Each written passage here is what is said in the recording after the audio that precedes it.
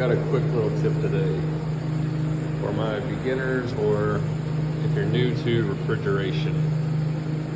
Got a walk-in cooler, got a cold pack evaporator. This is a pump down system with a solenoid. Here's a quick way to check to see if your solenoid is on or not if you're getting a call. Keep this handy little tool on my keychain. Got it off Amazon. Here's the information on the back. Get it. But this solenoid is open because we're getting a call from Arctic Box temp control, but check this out. It senses that magnetic field. The solenoid's open and we're running refrigeration.